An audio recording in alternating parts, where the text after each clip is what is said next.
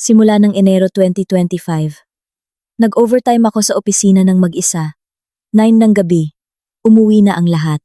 Chine-check ko ang mga supplier invoices nang biglang lumabas ang isang red flag system warning sa screen.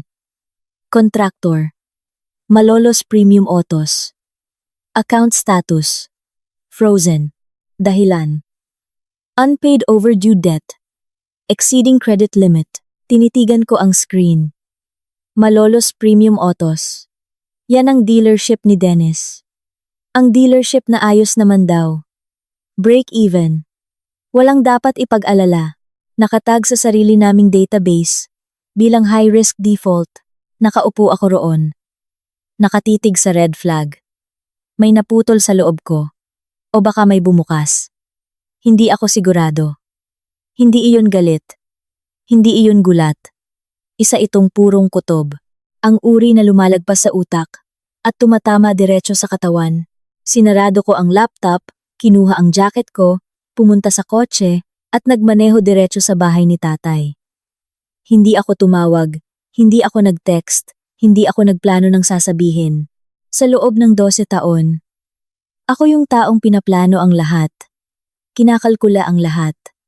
Nagdadalawang isip bago magdesisyon. Nang gabing iyon, nagmaneho ako gamit ang purong instinct. Ito ang unang totoong bagay na ginawa ko sa loob ng maraming taon.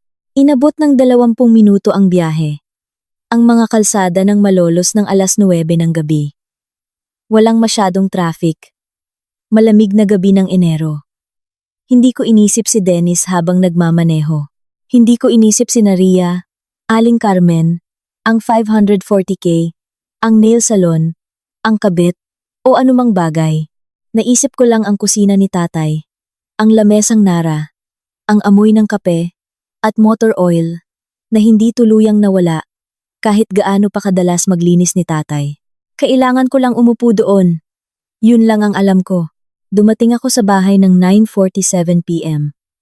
Bukas ang ilaw sa balkonahe. Palagi yung nakabukas. Iniiwan itong nakabukas ni tatay simula nang mamatay si nanay. Sabi niya, para daw hindi magmukhang madilim at walang tao ang bahay.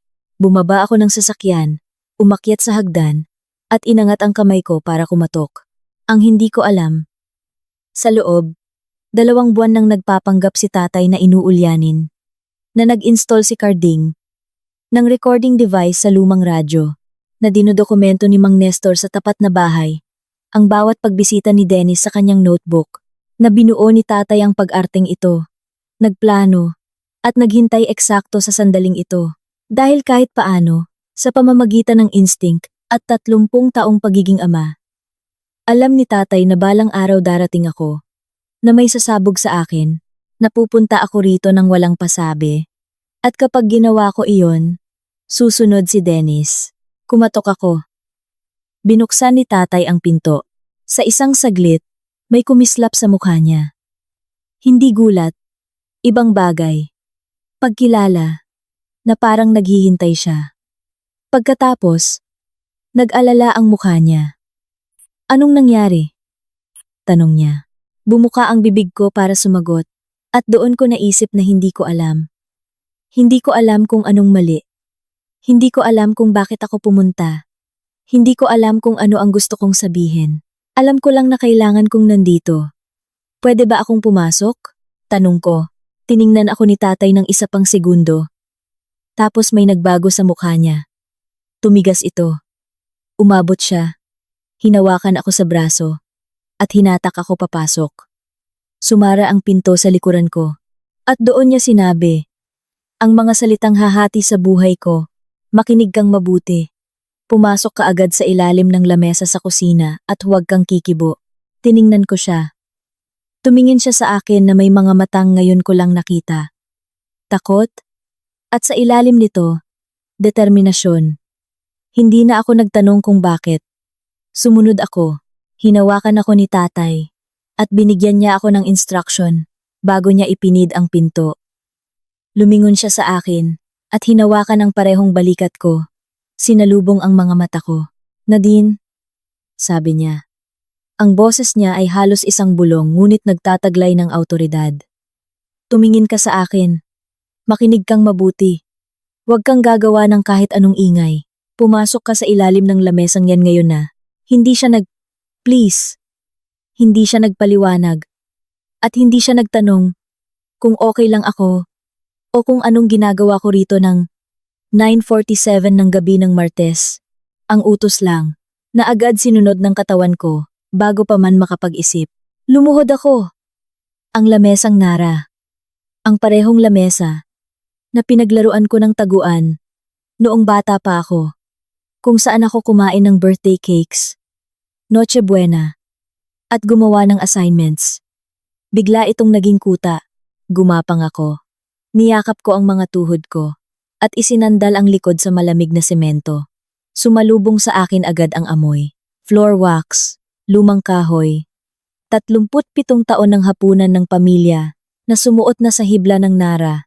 Makikita ko ang mga paa ng upuan ni tatay, ang gilid ng countertop, ang ilalim ng refrigerator, yung malamig na kahon na iyon. Naisip ko ang pag-arte niya. Habang naghihintay sa dilim, pinilit kong intindihin kung paano humantong ang 12 taon kong kasal sa sandaling ito. Disyembre 2011. Christmas gala sa Kapitolyo ng Bulacan. Ako ay 20 anyos noon. Bagong graduate ng accountancy at may job offer sa isang department store chain. Suot ko ang berdeng bestida na binili sa akin ni nanay bago siya pumanaw ng sumunod na taon tuwing araw ng patay. Masyadong formal para sa edad ko, pero hindi ko pa alam iyon noon. Nakatayo ako malapit sa buffet table, sinusubukang magmukhang kabilang sa isang party ng mga matatanda. Nilapitan ako ni Dennis Villanueva, eksaktong 9:47 ng gabi.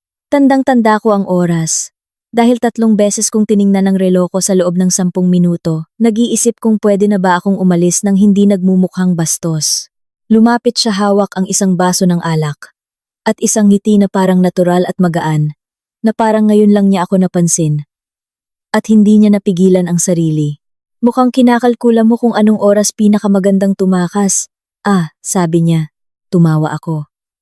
Iyon eksakto ang dapat sabihin sa isang accountant na hindi sanay sa mga party. Nag-usap kami ng 1 oras. Tinanong niya ang tungkol sa trabaho ko, sa kurso ko, kung gusto ko ba ang pagtatrabaho sa numero. Pinalabas niyang interesanting pakinggan ang accountancy. Pinaramdam niya sa akin na interesante akong tao. Ang hindi ko alam, na nalaman ko lang, nang 33 anyos na ako, at nagtatago sa ilalim ng lamesa sa kusina, ay pinagmasdan pala ako ni Dennis.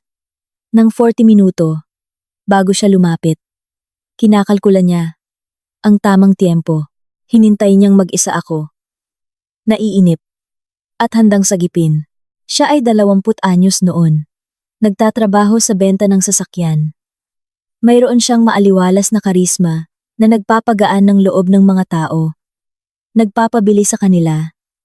Nagpapapaniwala sa kahit anong sabihin niya. Nakakuha siya ng isang listahan 3 linggo bago ang gala na iyon. Isang listahan ng mga pamilya na nagmamay-ari ng mga orihinal na titulo ng lupa sa Malolos at mga kalapit bayan. Mga pamilyang may malinis na titulo at walang utang. Sinuri niya ang listahan para sa mga pamilyang may iisang anak lang.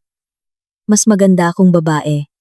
At may mga magulang na nasa edad na para mag-isip ng retirement, pero may malaking equity pa sa property. Ang tatay ko, si Antonio Reyes, na ngayon ay 64, pero noon ay 50 anyos, ay nabili ang bahay niya noong 1987 at buo nang nabayaran noong 2007. Iisang anak. Ako, propesyon, accountant, na ibig sabihin ay may access ako sa mga financial information at mas nagtitiwala sa numero kaysa sa instinct. Ako ang may pinakamataas na safety score sa listahan niya. Kailangan ninyong intindihin ang isang napakahalagang bagay. Akala ko ako ang pumili sa kanya. Wala akong ideya na siya ang unang pumili sa akin. Nag-date kami ng 2 taon. Normal na relasyon, mga kapehan, sinehan, at mga dinner na binabayaran niya na ino-offer kong hatiin namin pero pinipilit niyang siya na. May kasamang ngiti na nagpaparamdam sa akin na inaalagaan ako. Nakilala niya ang tatay ko noong unang bahagi ng 2012. Nagkasundo sila. Nagtatanong si Dennis tungkol sa mga sasakyan, makina, at sa mga trabaho ni tatay dati. Maingat ngunit magalang na sumasagot si tatay. Kung iisipin ko ngayon, nagtataka ako kung may naramdaman na ba noon si tatay. Isang instinct na hinasa ng 40 taon ng pagiging taong nilalapitan ng mga taong gustong makapanloko. Pag nasira ang transmission nila, pero wala siyang sinabi. Kasi, ano nga naman ang sasabihin niya? Ang boyfriend ko ay magalang, may trabaho, hindi nalelate, hindi masyadong umiinom, at mahigpit makipagkamay. Tag-araw ng 2013, doon gumawa ng hakbang si Dennis. Nagpunta kami sa Tagaytay para sa weekend. Ang sasakyan niya, isang 10 taong gulang na Honda Accord na nabili niya sa subasta, ay nasira sa isang liblib na kalsada, 30 kilometro mula sa kabihasnan. Napilitan kaming mag-check-in sa isang motel sa gilid ng highway.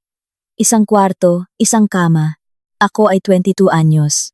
In love ako, at itinuring ko itong isang adventure. Kinabukasan, dumiretso si Dennis sa bahay ng tatay ko. Naiwan ako sa sasakyan, na naguguluhan, habang pumasok si Dennis mula sa bintana ng kusina. Nakita ko siyang umupo sa lamesa, ang mismong lamesa kung saan ako nagtatago ngayon. At may sinabing nagpatigas ng tuluyan sa mukha ng tatay ko.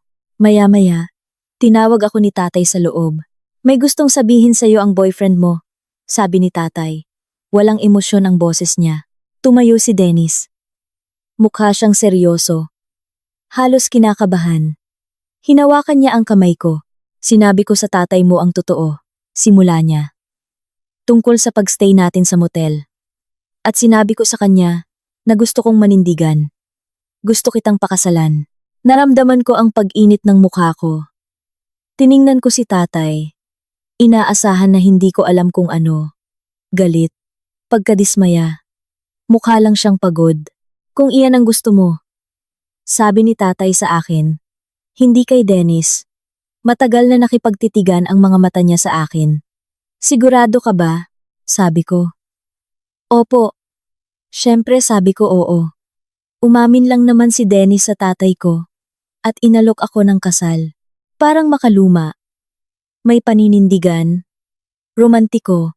Sa paraang akala ko, hindi na kayang gawin ng mga lalaki ngayon. Ang 22 anyos na ako, ay inisip na iyon na ang pinakaromantikong nangyari. Ang 33 anyos na ako, na nakakubli sa ilalim ng lamesa, ay sa wakas na unawaang iyon, ang opening move sa isang 2 taong panloloko. Hindi nagkataong nasira ang sasakyan. Niluwagan ni Dennis ang fan belt noong gabi bago kami umalis. Pinlano niya ang buong sitwasyon, ang pagkasira, ang motel, at pati ang pag-amin para makorner ang tatay ko at magamit ang kanyang tradisyonal na paniniwala. Isang mekaniko mula sa henerasyon na naniniwalang kapag nadungisan ang pangalan ng anak mong babae, kailangan mo siyang ipakasal. Alam na alam ni Dennis ang ginagawa niya. Nagpakasal kami pagkalipas ng 6 na linggo.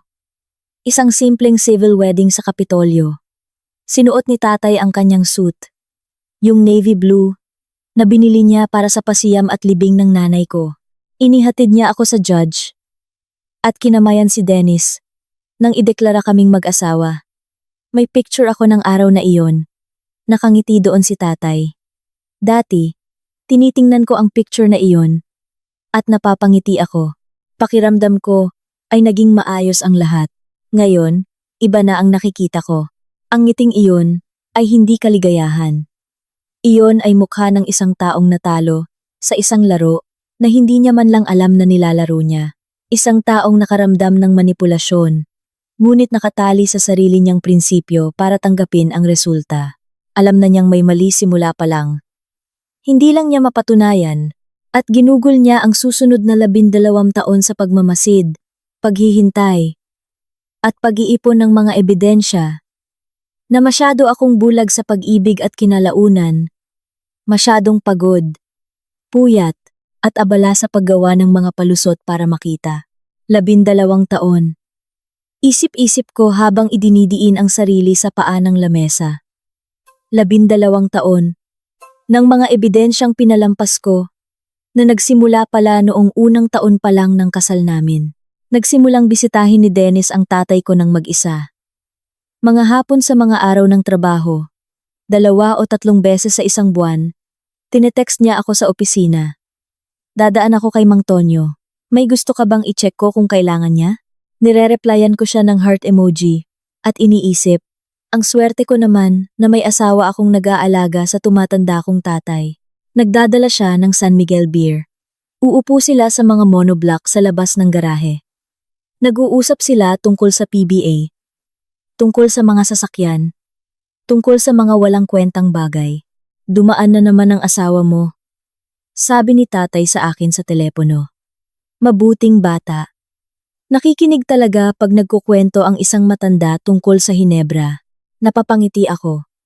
Tingnan mo nga naman, nagiging close sila ni tatay. Nagiging bahagi ng pamilya. Ang hindi ko alam na naintindihan ko lang ngayong 33 anyos na ako at nagtatago sa ilalim ng lamesang ito ay ang bawat pagbisita pala niya ay isang paniniktik. Sa tuwing pupunta si tatay sa banyo o kukuha ng isa pang beer, nag-iikot si Dennis sa bahay. Hindi siya naghahalungkat, nagmamasid lang. Tatayo siya sa harap ng drawer sa kwarto ni tatay kung saan nakatago ang mga importanteng papeles, kukuha ng litrato gamit ang cellphone.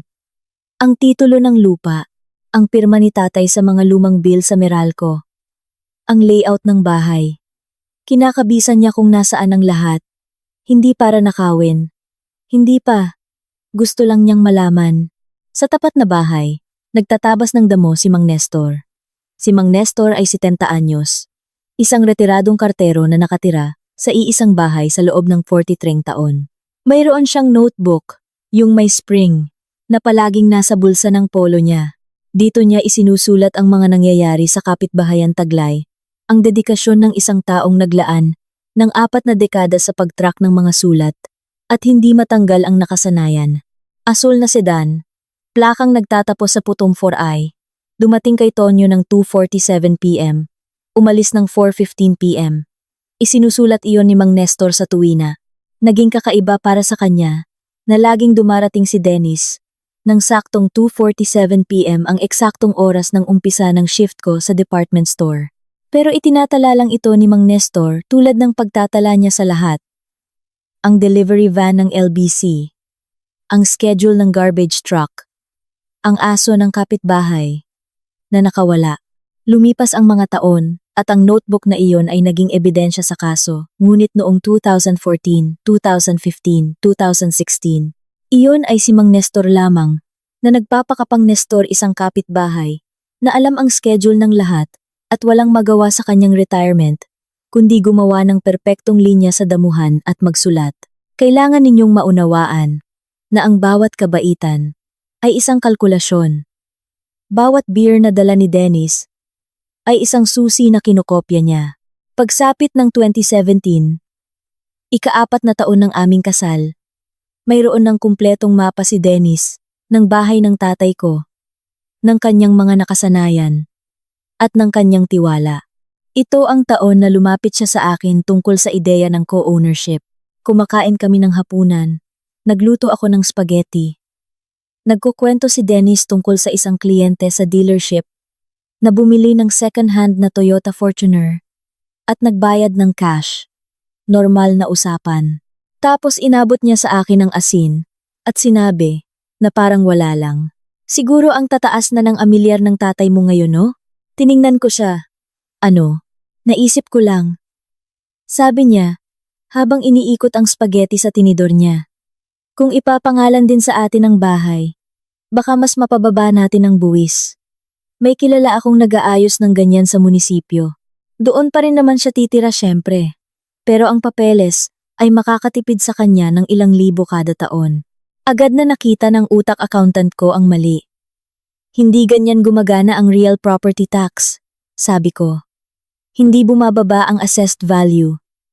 Dahil lang may co-owner, kailangang ilagay iyan sa isang trust o ideklarang principal residence na hindi pwede kasi hindi naman tayo doon nakatira. Ngumiti si Dennis ng magaan. Hindi nagdepensa. Sa bagay baka tama ka. Naisip ko lang. Nabanggit lang kasi ng tropa ko. Pero sa real estate siya, hindi sa accounting. Mas alam mo yan kaysa sa akin. Kumagat siya ng spaghetti. Tinanong ako kung kumusta ang araw ko. Pinalitan niya ang usapan. Nang napakakinis na halos hindi ko napansin, nakaramdam ako ng talino. Na parang nakita ko ang problema bago pa man ito lumabas. Gumana ang instinct ko. Humindi ako. At tinanggap niya iyon nang walang diskusyon. Ang hindi ko naintindihan ay napilitan ko pala siyang pumili ng landas na hindi ko makikita. Alam niyo ba kung ano ang mas masahol kaysa sa pagsisinungalingan ka? Ang isiping nahuli mo ang isang kasinungalingan. Pero ang nakita mo lang pala ay ang pain. Kalaunan, sobrang tagal pa. Nalaman kong 2017 ang taon, kung kailan naranasan ng dealership ni Dennis, ang unang malaking pagkalugi nito. Pagsusugal hindi basta-basta poker paminsan-minsan kasama ang mga barkada. Napasok siya sa isang underground isabong at illegal basketball betting ring na pinatatakbo ng isang juweteng lord na nagngangalang Ramon Don Ramon Valderrama. May utang si Dennis, malaking pera, at walang pakialam si Don Ramon sa mga palusot o plano ng pagbabayad. Gusto niya ng kolateral, malinis na ari-arian, titulo na walang sabit. Ilang taon nang plinaplano ni Dennis na makuha ang bahay ng tatay ko, pero ngayon, hindi na ito isang mahabang laro. Naging apurahan na. Nang banggitin niya ang co-ownership, may nakahanda na siyang plan B. Hindi niya kailangan ng pahintulot ko. Kailangan lang niya ng pirma ng tatay ko. At 3 taon niyang ginugol para makuha ang tiwala nito, malaman kung saan nakatago ang mga papeles, at maitatag ang pattern ng mga pagbisita sa hapon, kung saan nagdadala siya ng mga papeles para papirmahan kay tatay. Mga maliliit na papeles, inosenteng papeles update sa Homeowners Association, authorization para magpalit ng mailing address, mga tipong pinipirmahan mo na hindi binabasa ng maigi. Kasi manugang mo naman ang nagdala, at hinding-hindi ka naman niya lolokoin. Diba? Ilang linggo bago iyon, ipapakita sa akin ni Camille ang isang bagay na magpapatunay na tama ang instinct ko at magpapalala sa lahat. Ngunit bago iyon, nakuha ko ang una kong sagot. Kapag humingi sa'yo ng pera ang asawa mo, nang hindi makatingin sa mga mata mo, may isang bagay na nasisira sa loob mo. Isang bagay na hindi mo man lang alam na umiiral. Nobyembre 2023 iyon, hating gabi. Nagbabasa ako sa kama. Kalahating tulog na. Nang pumasok si Dennis mula sa sala, umupo siya sa dulo ng kama na nakatalikod sa akin. At nakita ko ang tensyon sa kanyang mga balikat. May kaunting problema kami sa dealership, sabi niya. Ibinaba ko ang libro. Cash flow, pansamantala lang. Baka pwede tayong kumuha sa savings natin ng ilang buwan hanggang sa maging stable ang lahat? May panginginig sa boses niya na ngayon ko lang narinig, na parang nagbabasa siya sa isang memoryadong script. Magkano? Tanong ko. Siguro. Nag-alangan siya. 200 at 50,000, 250,000 PHP. Naramdaman ko ang panlalamig sa dibdib ko. 250,000. Malabo, walang eksaktong halaga. Hindi ganyan magsalita ang mga accountant tungkol sa problema sa pera. Pwede ko bang makita ang books ng dealership? Tanong ko. Baka makatulong akong hanapin. Kung saan nagkulang. Oo, sige. Mabilis niyang sagot. Masyadong mabilis. Iipunin ko lahat pag may oras ako. Magulo pa doon ngayon. May system update na nakasira sa ilang files. Pero ihanda ko para sa'yo. Tumayo siya, hinalikan ako sa noo, at pumunta sa banyo para magsipilyo. Nakaupo ako sa kama at naisip. Nagsisinungaling siya. Alam ko iyon, tulad ng pagkaalam mo sa sagot sa math. Bago mo pa isulat ang solusyon, nandoon na ang sagot. Kailangan ko na lang balikan ang mga steps para makita kung paano ko nakuha. Pero sinabi ko, oo. Siyempre sinabi ko oo. Mag-asawa kami. Ano pa ba ang gagawin ko? Kinabukasan, nag-transfer ako ng 250,000 PHP mula sa joint savings account namin. Nagpasalamat si Dennis. Nangakong ibabalik ito pagsapit ng Enero. Lumipas ang Enero. Hindi bumalik ang pera. Ang hindi ko alam noon, na nalaman ko ng mas huli na, ay walang problema sa dealership ng mga sasakyan. Break-even sila. Walang kahanga-hanga, pero stable. Ang problema ay wala sa negosyo. Ang problema ay nagngangalang Don Ramon Valderrama. Nagsusugal si Dennis mula pa noong 2020. Underground basketball bets. Isabong ang uri ng sugal na hindi lumalabas sa credit history o bank statements. Ang uri ng sugal kung saan nagbabayad ka ng cash sa isang taong walang pakialam sa mga palusot mo. Pagsapit ng 2023, may utang siyang 2,000 PHP kay Don Ramon. Mas madali lang lulunin ang kwento tungkol sa dealership kaysa sa katotohanan. Gusto kong maintindihan ninyo kung bakit hindi ko siya pinilit nang hindi niya ipakita ang mga libro. Ito rin ang dahilan kung bakit hindi binubuksan ng mga tao ang resulta ng lab test na kinatatakutan nila. Minsan, ang hindi pagkaalam ay pakiramdam na mas ligtas kaysa sa katotohanan, ngunit walang pakialam ang ebidensya kung handa ka na o hindi. 2 buwan ang lumipas. Noong Enero 2024, may napansin ako. Nauuna nang magising si Dennis kaysa sa akin tuwing umaga. Hindi lang maaga, nauuna sa akin. Sa loob ng maraming taon, ako ang unang bumabangon gising ng 6:30 para magkape bago ang shift ko ng 7:45. Bigla-bigla, nagigising na si Dennis ng 6:15 o pinaka-late na ang 6:20. Naririnig ko ang pagbukas ng pinto sa labas habang nakahiga pa ako, ang mahinang pag-click ng kandado, ang mga hakbang sa garahe. Isang umaga, gumising ako ng mas maaga, 6 ng umaga, at pinanood siya mula sa bintana ng kwarto. Lumabas siya papunta sa gate na nakapajama at tsinelas.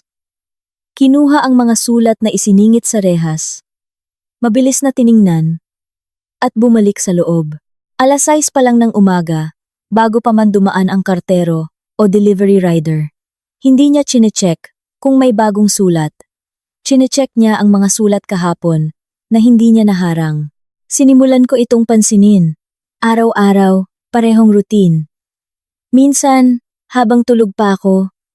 Minsan, habang nasa shower ako. Pero palaging bago pa ako makalapit sa gate. Hindi ko siya tinanong. Pinanood ko lang.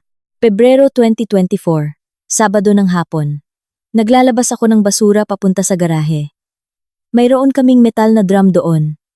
Isang sigaan na ginagamit ni Dennis para magsunog sa mga tuyong dahon at basura sa bakuran. Nagtapon ako ng karton at may napansin sa loob ng drum na umagaw ng atensyon ko. Isang papel na kalahating sunog na. Nakikita pa ang bahagi ng print. Kinuha ko ito. First National Auto Finance. Ford Ranger. Account number. Bahagyang nakikita. Final notice na nakaprint sa pula. Nagsimulang manginig ang mga kamay ko. Ang Ford Ranger na iyon ay sasakyan namin. Co-ownership. Parehong nakapangalan sa amin sa rehistro. Binili namin noong 2019. Fully paid. Walang loan. Walang utang. Ngunit ayon sa sulat na ito, isinangla ito 1 taon na ang nakararaan. Walang pirma ko. Walang kaalam-alam. At may isang tao si Dennis na nagsusunog ng mga bank notice. Bago ko pa man makita, nakatayo ako doon sa garahe. Hawak ang kapiraso ng sunog na papel. Nadudurog ang maitim na gilid nito sa mga daliri ko. Amoy abo. At may mahinang amoy ng kemikal. Marahil gas na ginamit niya. Sa loob ng bahay, naririnig ko ang TV. Nanonood ng PBA si Dennis. Isang normal na Sabado. Isang normal na buhay. Tiningnan ko ang sulat. Tiningnan ang bahay. At tiningnan uli ang sulat. Gusto niyo bang malaman kung ano ang pinakamasahol dito? Hindi ang mismong pagkakakita sa sulat. Ang pinakamasahol ay ang pagbabalik ko nito sa basurahan. Ito ang sandaling pinili kong maging kasabwat kaysa harapin ang katotohanan. Hindi ko na maibabalik iyon. Tinapon ko ito pabalik sa sigaan. Tinabunan ng karton. Pumasok ako sa loob. Naghugas ng kamay. Anong gusto mo sa hapunan? Tanong ko kay Dennis. Sumulyap siya mula sa TV. Kahit ano na lang, wala naman akong masyadong paborito. Nagluto ako ng spaghetti. Kumain kami sa lamesa. Nagkwento siya tungkol sa isang kliyente na nagtangkang tawaran ng isang second-hand na Civic sa kalahating presyo. Kesyo may bad karma daw ang sasakyan. Nagtawanan kami. Ako ang naghugas ng pinggan. Bumalik siya sa panonood ng basketball. Isang normal na Sabado, maliban lang sa alam ko na. At alam niya na malamang ay alam ko na rin o malalaman ko balang araw. At pinili kong ibalik ang ebidensya sa basurahan at magkunwaring walang nakita dahil may bahagi na ng sarili ko ang nakakaintindi kung ano ang ibig sabihin ng pagkakita sa sulat na iyon. Na ang sasakyan namin ay isinangla ng walang pirma ko. Na ibig sabihin, nagsusunog siya ng mga abiso ng bangko. Na ibig sabihin, kasal ako sa isang taong may kakayahang mameke, manloko ng sistematiko, ipagsugal ang pera niya, pero gamit ang sa amin. At pagkatapos ay pagtakpan ito ng mga papeles na hindi ko kailanman inasahan at hindi pa ako handang sabihin ito ng malakas. Baka duwag ako, baka tao lang, pero hindi mo pwedeng bawiin ang nakita mong ebidensya. Pwede mo lang piliin kung gaano katagal kang magkukunwaring hindi mo ito nakikita. Nagkunwari ako ng 3 buwan pa.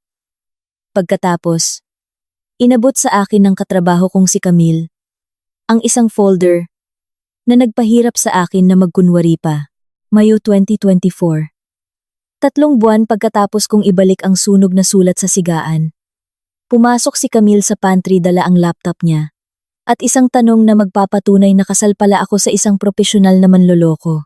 May ginawa ako. Sabi niya sabay upo sa tapat ko. Sana hindi ka magalit. Inikot niya ang laptop paharap sa akin. Nakita sa screen ang mga court records. Regional Trial Court Branch 15, Malolos, taong 2009. Kaso ng Maglipon versus Villanueva. Pina-background check ko si Dennis. Mahinang sabi ni Camille. Pagkatapos ng usapan namin, tungkol sa mga malalaking cash withdrawal. Sorry. Naisip ko lang. Ipakita mo sa akin, sabi ko. Kinlik niya ang buod ng kaso. Nagsampa si Andrea Maglipon, 24 anyos, ng kaso laban kay Dennis Villanueva para sa fraudulent transfer of motor vehicle. Ayon sa reklamo, bumili si Bebo, Maglipon ng second-hand na Honda Civic noong 2008 na nakapangalan sa kanya. Noong Marso 2009, nang walang kaalaman at pahintulot niya, nailipat ang titulo ng sasakyan kay Carmen Villanueva, ang ina ni Dennis, habang ang natitirang utang ay nanatili sa credit history ni Bibi Maglipon at nawala ang sasakyan. Natapos ang kaso sa pamamagitan ng isang out-of-court settlement na hindi isinapubliko ang halaga. Binasa ko ito ng 2 beses. Hindi nagbago ang mga salita. Parehong modus, sabi ni Camille. Hindi siya nagtatanong. Kinukumpirma niya. Sasakyan at pangalan ng babae na inilipat sa nanay niya. Naiwan ang biktima na may utang. Ang parehong nanay na kasabwat. Naisip ko ang Ford Ranger. Ang sasakyan naming isinangla ng walang pirma ko. Naisip ko ang bahay ni tatay. Ang alok niyang co-ownership na tinanggihan ko noong 2017. Naisip ko ang 12 taon naming pagsasama. At kung ilang beses kong ipinaliwanag sa sarili ko ang mga bagay na hindi gaanong nakakumbinsi. Yumuko paharap si Camille. Hindi ito ang una niyang beses, sabi niya. Hindi ikaw ang unang target. Ikaw lang ang may pinakamalaking premyo. Nanginginig ang mga kamay ko. Ipinatong ko sa kandungan ko para hindi niya makita. Paano mo nahanap ito? Tanong ko. Public records. Hinanap ko ang pangalan niya sa mga civil cases sa mga kalapit na probinsya. Sa Pampanga ito nangyari. 15 taon na ang nakararaan. Pero siya to. Parehong pangalan ng nanay. Sa transfer documents. 15 taon. Ginagawa na niya ito, 15 taon na ang nakararaan, bago pa niya ako nakilala. Ito ang kailangan ninyong maunawaan tungkol sa mga modus patterns. Kapag nakita mo na, makikita mo na ito kahit saan.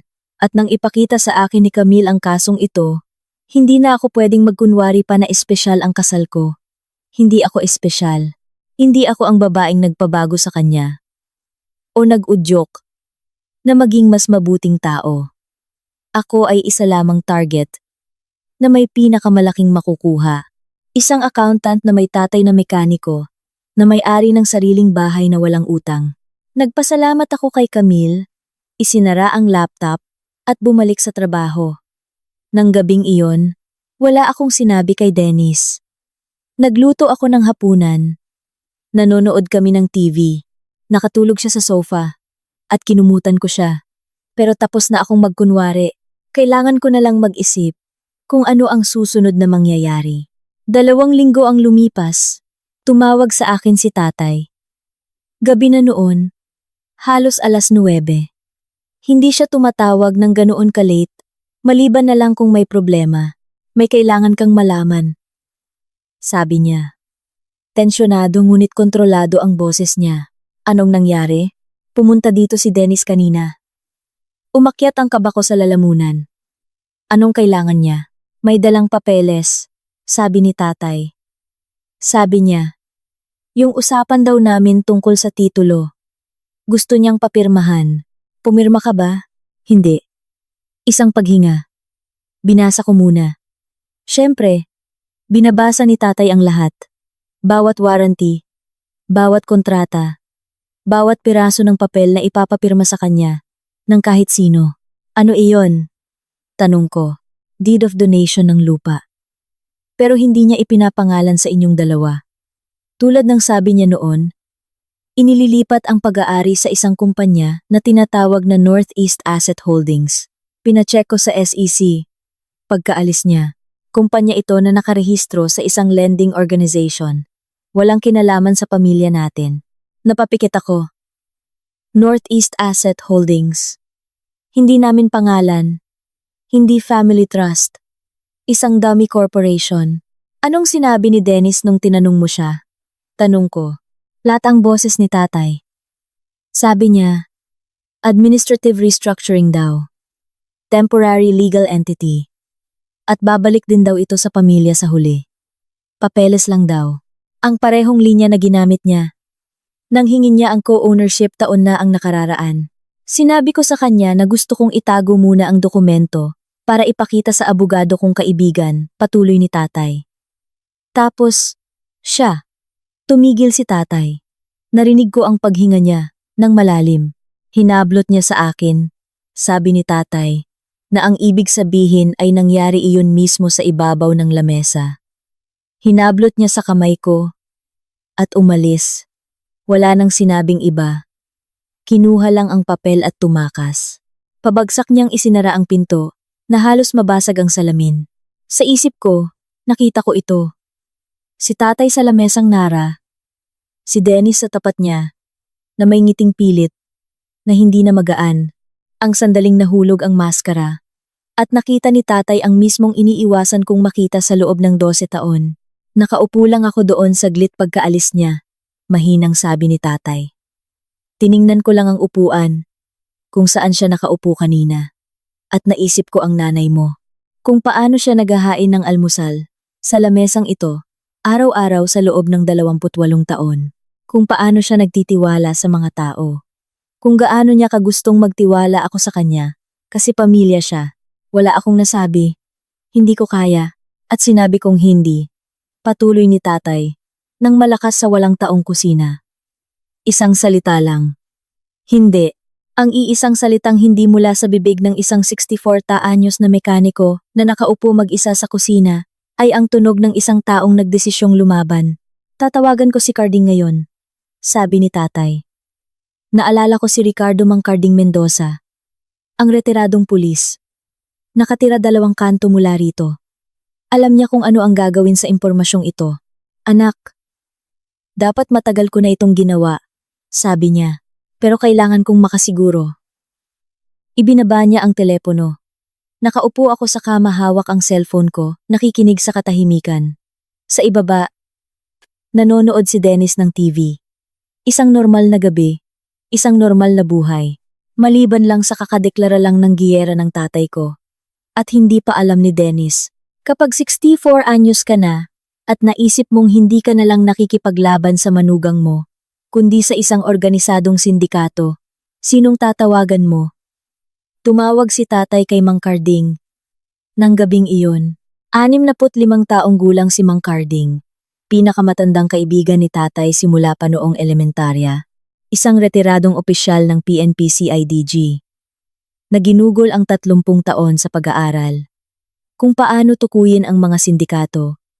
Kapag nakita niya ang mga ito, sinagot niya, sa unang ring pa lang, wala ako sa usapang iyon. Naikwento lang sa akin ni tatay kalaunan. Ilang buwan pagkatapos ng lahat, at nakakapag-usap na kami, nang walang takot na may nakikinig sa paligid. Sinabi niya na binanggit niya kay Carding ang bawat salita na natatandaan niya sa deed of donation na iyon bago pa ito hablutin ni Dennis. Ang pangalan ng kumpanya, ang legal na lengguwahe, ang address, lahat, hindi sumingit si Carding.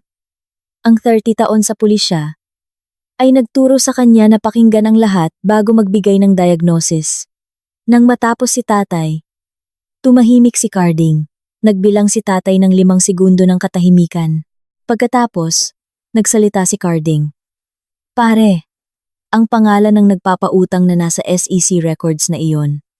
Si Ramon Valderrama. Kilala ko iyan. Pating. Juweteng Lord. Illegal gambling. Pangingikil sa buong Central Luzon sa loob ng 1 dekada. Hindi lang ito simpleng problema sa pera ng manugang mo. Sindikato na ito. Sabi ni tatay, nanlamig ang dugo niya sa ugat ng marinig iyon. Ano ang gagawin ko? Tanong ni tatay. Ang sagot ni Carding ay simple at nakakatakot. Wala kang gagawin. Wala kang pipirmahan. Huwag mo siyang komprontahin. At parang awa ng Diyos, huwag mong ipahalata na nagdududa ka sa kanya. Hayaan mo akong mag-isip kung paano tayo bubuo ng kaso na mananalo sa korte. Ang salitang kaso ay nagpatindig ng balahibo ni tatay. Dahil ang kaso ay nangangahulugang pulis, korte, legal na proseso. Ibig sabihin nito, hindi na lang ito problema ng pamilya. Gaano pa karaming oras ang mayroon ako? Tanong ni tatay. Hindi ko alam. Sabi ni Carding. Pero ang mga taong tulad ni Valderrama ay hindi naghihintay habang buhay. Kung may utang si Dennis sa kanya at ang bahay mo ang kolateral, gagawa sila ng marahas na hakbang. Maghanda ka. Kailangan ninyong maunawaan kung ano ang ibig sabihin kapag tumahimik ng 5 segundo sa telepono ang isang retiradong pulis. Ibig sabihin, mas malala ang kinakatakutan mo kaysa sa inaasahan mo. Ibinaba ni tatay ang telepono at umupo ng mag-isa sa kusina ng 1 oras. Hindi niya ako tinawagan ng gabing iyon. Sinabi niya kinalaunan na hindi niya ako gustong pag-alalahaning. Wala pa siyang plano. Pero sa tingin ko, natakot din siya. Hindi kay Dennis, kundi sa kung anong paparating. 3 araw ang lumipas. Bumalik si Dennis. Umaga noon. 9:00. Nasa trabaho ako. Hindi ko matok si Dennis. May susi siya. Ang susi na ibinigay sa kanya ni tatay. Maraming taon na ang nakararaan noong kakasal pa lang namin. Noong akala naming lahat na bahagi na siya ng pamilya. Pumasok siya sa kusina ni tatay at inilapag ang isang folder sa lamesang Nara. Walang magandang umaga. Walang tsikahan. Walang beer. Mang Tonyo, kailangan nating linawin ang mga opsyon ninyo, sabi niya. Binuksan ni tatay ang folder. Isa itong psychiatric evaluation. O kahit papaano, ganoon ang hitsura. Opisyal na letterhead, pirma ng isang doktor. Klinikal na lengguwahe na naglalarawan ng demensya. Pagkawala ng memorya. Kawalan ng kakayahang gumawa ng mga desisyong pinansyal. Ang pangalan ng doktor ay pagmamay-ari ng isang taong hindi pa naririnig ni tatay, hindi pa nakikita, hindi pa nakikilala. Ganap itong peke. Umupo si Dennis sa tapat niya sa lamesa ang parehong lamesa, kung saan siya nagdadala ng papeles sa loob ng 4 na taon, kung saan siya nakipag-usap tungkol sa basketball, at dahan-dahang kinuha ang tiwala ni tatay tuwing hapon. At binigkas niya ang kanyang banta, na may malamig na presisyon ng isang taong napag-isipang mabuti ang lahat. Kung hindi niyo pipirmahan itong deed of donation ng kusa, sabi ni Dennis, isusumite ko ang evaluation na ito sa korte. Bilang bahagi ng petisyon, para sa guardianship, idedeklara kayong walang kakayahang mag-isip ng maayos ng judge. Ilalagay kayo sa isang mental facility o asylum na may 24,007 na bantay. Hindi na kayo makakalabas doon.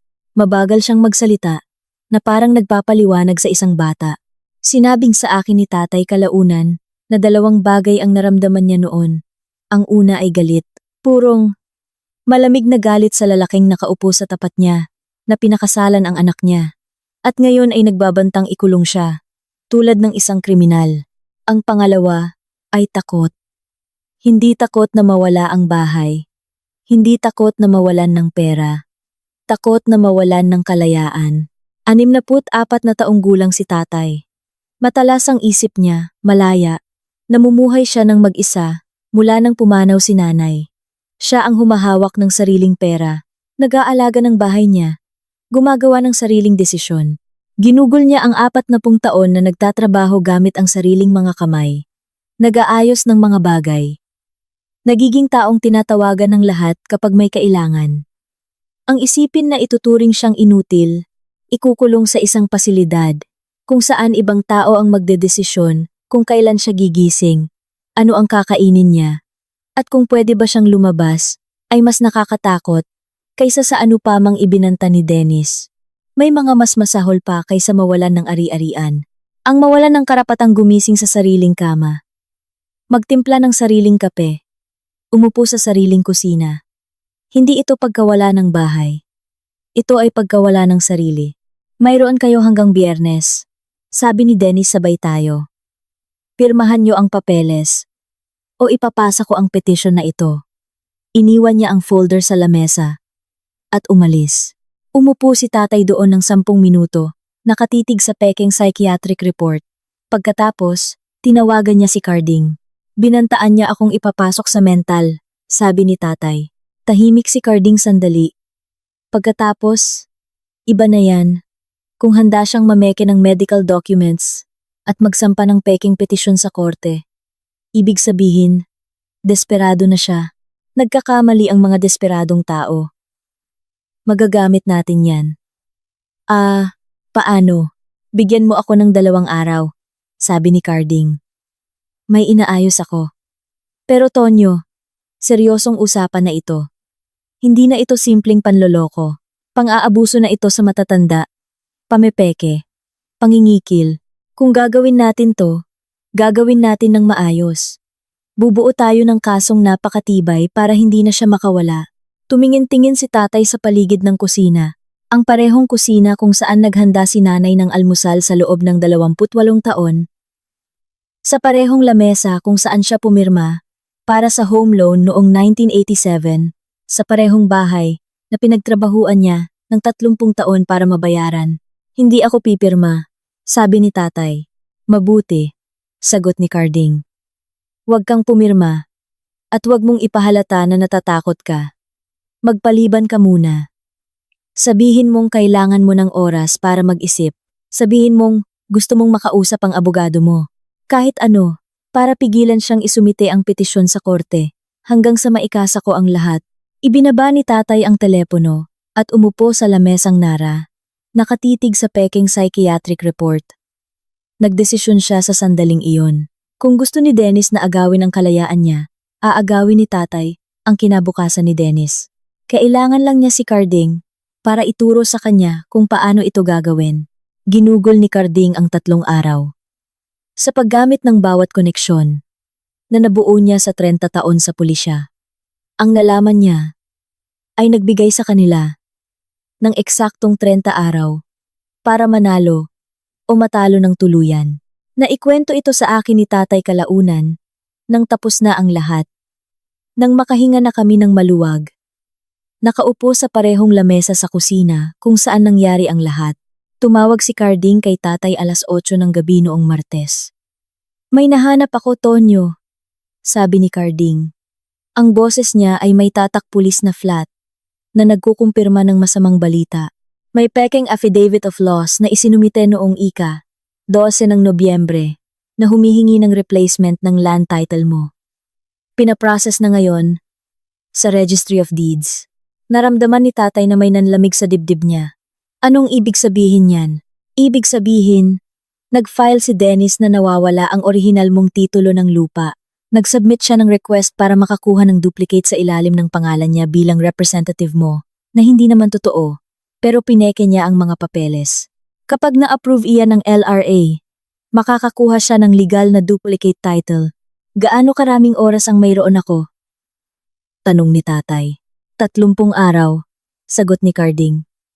Standard processing time ng ahensya iyan para sa ganyang mga request. Pag nakalusot yan, magagawa niya kahit ano sa bahay mo. Ibenta, isangla, ilipat kay Ramon Valderrama. Lahat yan walang pirma mo, dahil legal na may hawak siyang papel na nagsasabing may autoridad siya. Nakatayo si tatay sa kusina. Nakatingin sa bahay na binayaran niya ng 30 taon. Mga dingding na siya ang nagpintura. Sahig na siya ang nag-floor wax. Bintana na pinalitan niya. Isa-isa. Nang magkapera na siya. 30 araw. Ano ang magagawa natin sa 30 araw? Tanong ni tatay. Tahimik si Carding ng 2 segundo bago sinabing, sapat na oras kung magiging matalino tayo, kung handa kang umarte.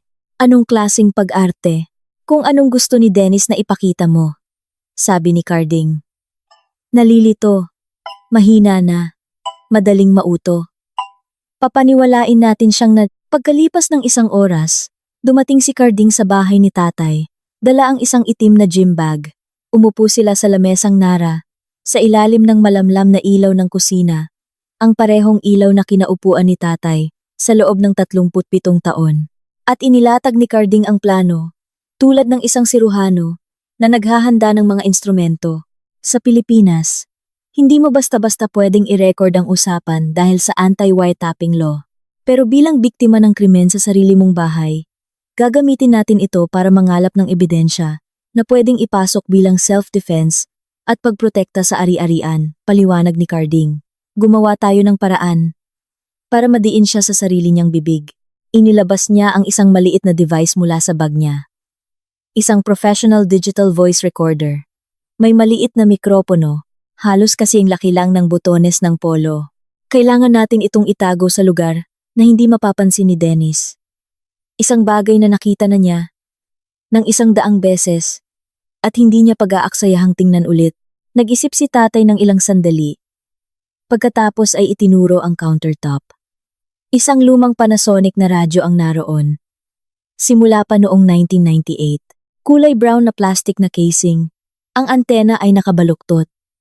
Gumagana pa rin ito para sa balita sa umaga. Ilang dosenang beses na umupo si Dennis sa lamesang iyon. Ang radyo ay bahagi na ng background. Tulad ng ref o mismong ang lamesa. Perpekto, sabi ni Carding. Binuksan niya ang likod ng radyo gamit ang maliit na screwdriver. Idinikit niya ang mic sa loob. Gamit ang tape, pinadaan niya ang manipis na wire sa isang siwang sa countertop papunta sa kabinet sa ilalim, kung saan niya itinago ang recorder sa likod ng mga lumang basahan sa kusina. Voice-activated ito. Paliwanag ni Carding. Tumatagal ng 48 oras ang baterya. Dadaan ako dito tuwing 2 araw para palitan ito at isave ang mga files. Hinding-hindi niya malalaman. Ngayon, kailangan natin siyang pabalikin, sabi ni Carding. Dala ang papeles. At kailangan natin siyang mapasabi ng malakas kung ano talaga ang ginagawa niya. At bakit? Hindi pahiwatig, hindi paligoy-ligoy, purong pag-amin. Paano ko siya mapapasabi niyan? Tanong ni tatay. Umaktong nalilito, sabi ni Carding. Magsimula kang makalimot sa mga bagay. Ulit-ulitin ang tanong, lituhin ang mga petsa. Papaniwalain mo siyang totoo. Yung peking psychiatric report na pinakita niya. Bigyan mo siya ng kumpiyansa. Nagiging pabaya ang mga masyadong kumpiyansa. Tiningnan ni tatay si Carding, ang kanyang pinakamatandang kaibigan. Ang batang kakilala niya simula grade 3, na dating umaakyat sa mga puno kasama niya, na ngayon ay isang 65 anyos na retiradong pulis na nagtuturo sa kanya kung paano mambitag ng sariling manugang. Kaya ko, sabi ni tatay. Tumango si Carding, pagkatapos ay tumingin sa paligid ng kusina. Tumigil ang tingin niya sa lamesang nara. Tonyo, simula niya. Kailan niyo binili ng asawa mo ang lamesang ito? Noong 1995, sagot ni tatay. Unang taon namin dito. Gusto ni Maria ng malaking lamesa para sa hapunan ng pamilya. Akala niya, mas marami pa kaming magiging anak. Bahagyang nanginig ang boses niya. Hindi nangyari, pero nanatili ang lamesa. Hinaplos ni Carding ang kahoy. Matibay, mabigat. Hindi na sila gumagawa ng ganitong klaseng furniture ngayon. Kaya nandito na yan ng halos 30 taon, sabi ni Carding. Sa pagkasakit ng asawa mo, sa pagpapalaki sa anak mo, sa pagbabayad ng bahay na ito, sa lahat. Oo, sagot ni tatay. Tiningnan siya ni Carding gamit ang matang pulis na nakakita ng 3 dekada ng krimen, pagbangon, at mga taong lumalaban para sa sarili. Kung ganoon, makakayanan din ito ang mas masahol pa kay Dennis Villanueva, sabi ni Carding. Mananatili pa rin ito dito, kapag wala na siya. Ang lamesang narang iyon ay nakakita ng mga birthday cake, tax returns, mga papeles sa pautang, at libu-libong umaga ng kape. Nakita nito ang mga kamay ni nanay, noong masyado na siyang mahina para tumayo. Nakita nito ang mga gamit ni tatay, kapag may kinukumpuni siya. Nakita nito ang mga papeles na dala ni Dennis, na may peking pirma. Ngayon, buubuhati nito ang bigat ng giyera. Umalis si Carding ng hating gabi. Nakakabit, na-itest, at gumagana na ang recording device. Naupo mag-isa si tatay sa lamesa at tiningnan ang lumang radyo. 30 araw bago makalusot ang request sa LRA. 30 araw para paniwalain si Dennis na nawawala na siya sa sarili. 30 araw para pilitin siyang aminin ang isang bagay na tuluyang sisira sa kanya. Nagsimula na ang countdown at si tatay, isang 64 anyos na retiradong mekaniko, na 40 taong inayos ang problema ng iba, ay magbibigay ng pinakamagaling na pag-arte sa buhay niya. Paano ka aarteng kapanipaniwalang nawawala ka na sa sarili para maloko ang taong naniniktik sa'yo ng 12 taon? Nagsisimula ka sa maliliit na bagay. Nobyembre 2024. Nagsimulang kalimutan ni tatay ang pangalan ng mga karaniwang bagay. Pakiabot nga niyan, sasabihin niya kay Dennis. Nakaturo sa refrigerator. Alam mo na, yung malamig na kahon na yan. Kikislap ang mga mata ni Dennis sa loob ng isang saglit. Pero nakikita iyon ni tatay. Refrigerator, Mang Tonyo. Sasabihin ni Dennis na may tonong mataas ang tingin sa sarili at maawain. Ref po ang tawag dyan. Ah, oo. Sasagot si tatay. Mukhang nalilito. Alam ko yun. Uulitin niya ang parehong tanong ng 3 beses sa loob ng 10 minuto. Tatanungin niya kung anong araw ngayon, kahit tumingin na siya sa kalendaryo kaninang umaga. Iika-ika siyang maglakad, kahit ayos naman ang mga tuhod niya. Titigil siya sa kalagitnaan ng pagsasalita, na parang nakalimutan niya ang sasabihin. Sa mga pagbisita ni Dennis, na naging 2 beses sa isang linggo, nang sumapit ang Nobyembre tinitingnan ni tatay ang mga papeles na dala niya, at pinapaliit ang mata, na parang walang kwenta ang mga salita. Hihingin niyang basahin mamaya. Sasabihin niyang kailangan niya pang mag-isip. Tatapikin ni Dennis ang balikat niya. Take your time, Mang Tonyo. Walang apurahan. Pero iba ang sinasabi ng mga mata niya. Ang mga mata niya ay nagsasabing, malapit na. Sa tapat na bahay, nagtatabas ng damo si Mang Nestor, at isinusulat ang lahat sa kanyang notebook. 15 ng Disyembre.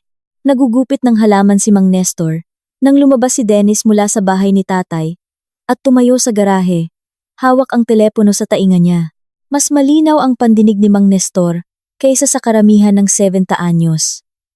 Hinasa ng 14 taon sa pagbubukod ng mga sulat ang pandinig niya sa detalye. Narinig niyang sinabi ni Dennis, "Opo. Malapit na. Nawawala na sa sarili ang matanda. 1 linggo pa siguro. O 2. Tapos maililipat na ang titulo. At may collateral na kayo." Isinulat iyon ni Mang Nestor. Disyembre 17, 3:47 p.m. Lalaki sa Ford Ranger. Manugang nakikipag-usap sa telepono sa garahe. Sinabing nawawala sa sarili ang matanda. 1 linggo pa daw. Hindi niya alam kung ano ang ibig sabihin yon. Isinulat niya lang kasi iyon ang ginagawa niya, nililista ang mga bagay. Minamantene ang kaayusan. Hindi niya alam na bumubuo na pala siya ng kaso sa korte. Sinabi sa akin ni tatay ilang buwan kinalaunan. Nang nakaupo kami sa lamesang Nara pagkatapos ng lahat, kung ano ang pinakamahirap na parte. Hindi yung pag-arte, sabi niya. Hindi yung pagpapanggap na nakakalimot o pagpilay-pilay. Madali lang yon. Ang pinakamahirap ay ang tingnan si Dennis ng diretso sa mata sa tuwing pumupunta siya, panoorin siyang iniisip na nananalo siya, at pigilan ang sarili kong ipahalata na alam kong pumapasok siya sa bitag ko. Sa loob ng ilang linggo, makuha ko na ang sagot ko. Alam niyo ba kung ano ang pinagkaiba ng magaling na manloloko sa isang henyo? Pinapaniwala ka ng henyo na simulat sa pool, idea mo ang tulungan siya. Si Aling Carmen Villanueva ay isang henyong manloloko. Hindi ko naintindihan iyon hanggang noong Disyembre 2024, hating gabi. Naiisip ko ang natuklasan ni Camille, ang kaso noong 2009, ang buong modus, at ang 12 taon ng maliliit na kasinungalingan na nag-akay sa puntong ito. At naisip ko ang nanay ni Dennis, si Aling Carmen. 58 anyos, kahera sa isang palengke, 20 taon ng byuda. Uupo siya sa lamesa namin, isang beses sa isang buwan. Palaging pagkatapos magsimba, palaging suot ang kanyang pangsimbang damit, na sapat na ang kupas, para ipakita na halos hindi na siya makaraos. Magkukwento siya kung gaano kahirap ang buhay, ang presyo ng pagkain, ang taas ng renta, ang bayarin sa gamot. Makikinig ako. At bago matapos ang gabi, iniaabot ko sa kanya ang isang sobre. 5,000 piso, 5,000 piso, cash bawat buwan, sa loob ng 9 na taon, simula 2015, kalahating taon, pagkatapos unang banggitin ni Dennis na nahihirapan na ang nanay niya. Akala ko mabuti akong tao, na napakabuti kong manugang, na tumutulong ako sa pamilya. Nang gabing iyon ng Disyembre, binuksan ko ang laptop ko ng tos ng madaling araw, at kinalkula ang lahat. 5,000 piso kada buwan, 12 buwan sa isang taon. Sa loob ng 9 na taon, iyon ay 540,000 PHP. Nakaupo ako doon, nakatitig sa numerong iyon. Tapos nilabas ko ang mga papeles na galing kay Carding, na ibinahagi ni tatay sa akin nang ikwento niya ang plano.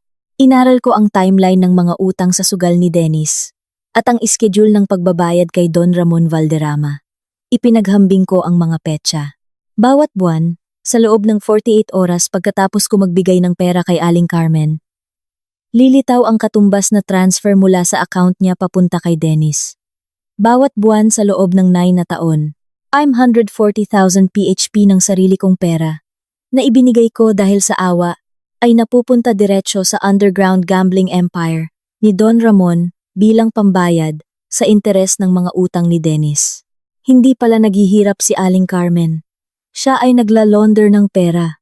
Uupo siya sa lamesa namin at magrereklamo kung paano siya bibili ng maintenance niya, kung paano siya mamimili sa pagkain o bayarin, at kung ano ang gagawin niya, kundi dahil sa amin.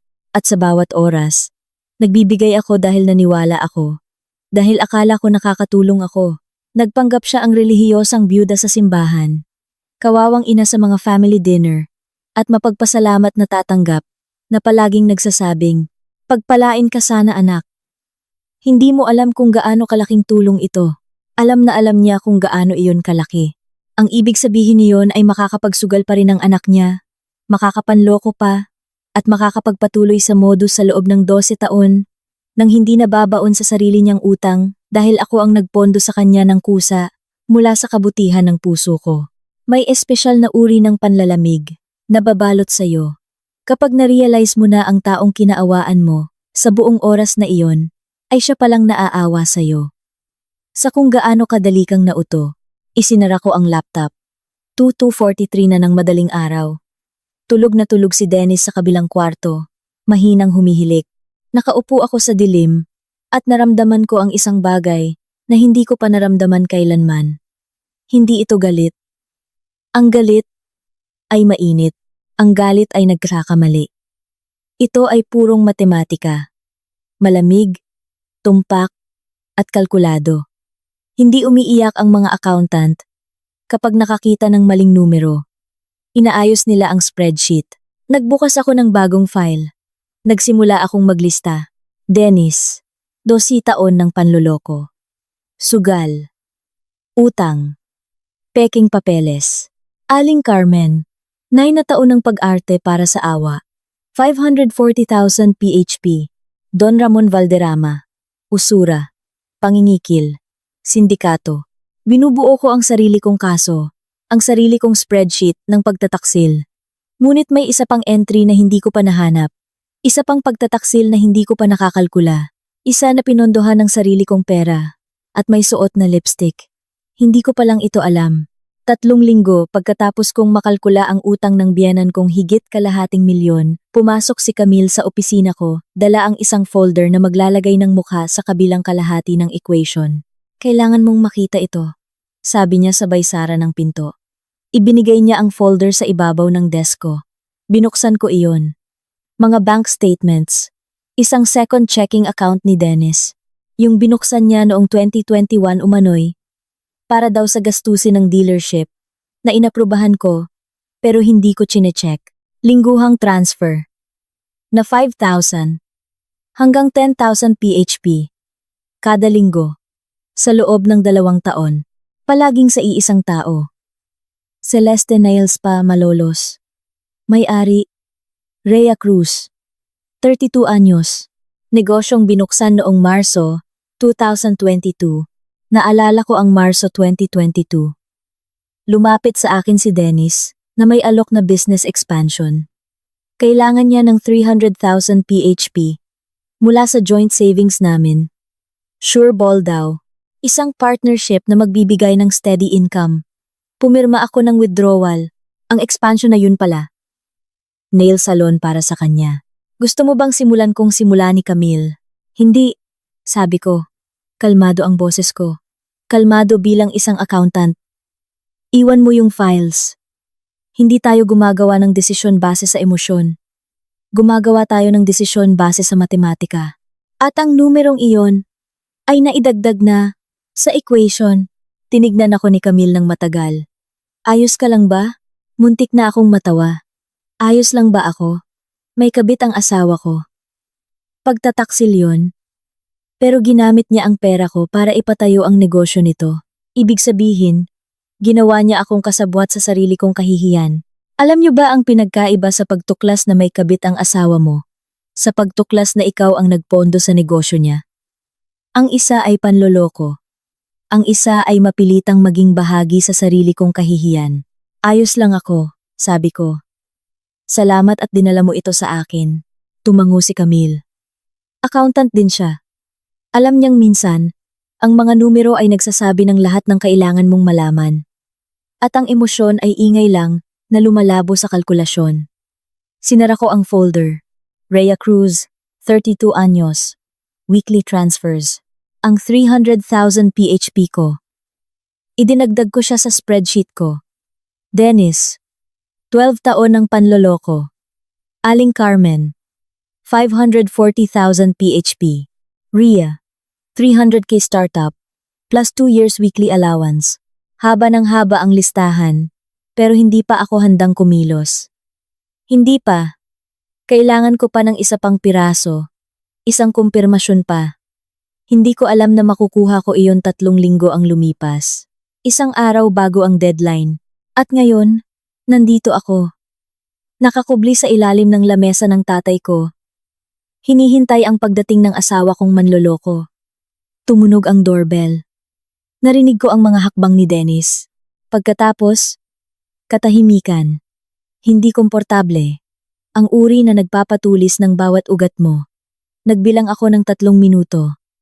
Alam ko kasi, pinapanood ko ang wall clock sa kusina mula sa siwang ng paa ng lamesa.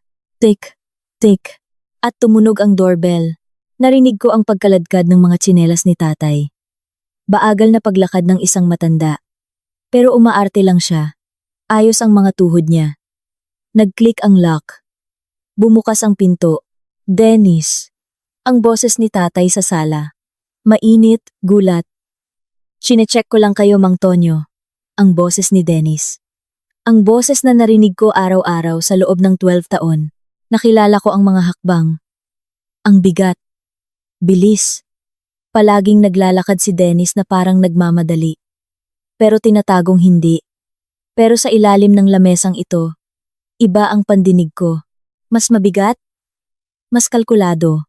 Hindi ito mga hakbang ng manugang na bumibisita sa pamilya. Ito ang mga hakbang ng taong maniningil ng utang. Pumunta sila sa sala. Nakikita ko ang gilid ng sapatos ni Dennis. Mga brown na sapatos na binili ko sa kanya noong birthday niya at 2 taon na ang nakararaan. Kumusta na kayo? Tanong ni Dennis. Nainom niyo na ba yung gamot niyo sa high blood kaninang umaga? Nag-alangan si tatay. Perpektong pag-aalinlangan. Siguro. O, kahapon ba yon? Nalilito na minsan ang mga araw ko. Ayos lang po yan. Sabi ni Dennis. Ang lambing ng boses. Normal po yan. Huwag kayong mag-alala. May ibinaba siya. Malamang, yung bag niya. Nag-relax ang mga balikat niya. Akala niya na nanalo siya. Gusto mo ba ng maiinom? Tanong ni tatay. Kape? Sige po. Salamat Mang Tonyo. Narinig kong nagpunta sila sa kusina. Umupo sila ng eksakto sa ibabaw ko. Nagpakulo ng tubig. At amoy na amoy ko ang kape na humalo sa amoy ng floor wax. Kaya po, panimula ni Dennis sa magaang boses. May itatanong sana ako tungkol sa titulo, sa paglilipat ng property. Oh, sabi ni tatay. Ano nga ulit tawag doon? Estate planning documents po. Makinis na sagot ni Dennis. Mapapadali ang buhay niyo. Wala nang alalahanin. Oo nga, mabagal na sabi ni tatay. Naalala ko na, narinig ko ang lagitik ng mga tasa habang nagsasalin ng kape. Walang apurahan po, sabi ni Dennis. Gusto ko lang siguruhin na secured na ang lahat. Pagkatapos, tumawa siya. Yung tawa niya, narinig ko iyon ng 10,000 beses. Sa hapagkainan, sa kama, sa biyahe, sa mga family reunions. Akala ko kilala ko ang tawa na iyon. Akala ko tunog iyon ng kasiyahan ng asawa ko. Pero mula sa ilalim ng lamesang ito, kapag naiisip ko ang kaso noong 2009, ang 540K ni Aling Carmen, ang nail salon ni Rhea, ang sunog na bank notice. Nakita ko ito ng iba. Ang tawang ito ay hindi maginoo. Ito ang tawa ng mga ngaso na siguradong panalo na siya. Ang tawa ng isang maninila. Nasa ibabaw ko, tumunog ulit ang mga tasa. May sinabi si tatay na hindi ko naintindihan. Ang lumang radyo sa countertop. Nakatayo pa rin doon mula 1998. Nakasindi ang pulang ilaw ng recording. At nagre-record ang plano ni Carding. Habang sinisilip ko ang siwang na 2 sentimetro sa pagitan ng mantel at sahig, nakita ko ang kamay ng asawa ko. Kumuha siya ng maliit na bote ng gamot. Mula sa bulsa ng jacket niya, orange na plastic, parang binibili sa botika. Nakatalikod siya kay tatay na pumunta sa sala para hinaan ang TV. Sandali lang ha, sabi ni tatay. Umalis saglit. Perpektong tiyempo. Na parang sinadya. Baka nga sinadya. Lumingon si Dennis sa likod para i-check si tatay, saka ibinalik ang tingin sa countertop. Mabilis at sanay na ang kamay niya. Matapos baba, binuksan niya ang takip. Itinagilid ang bote. 2 puting tableta ang nahulog sa palad niya.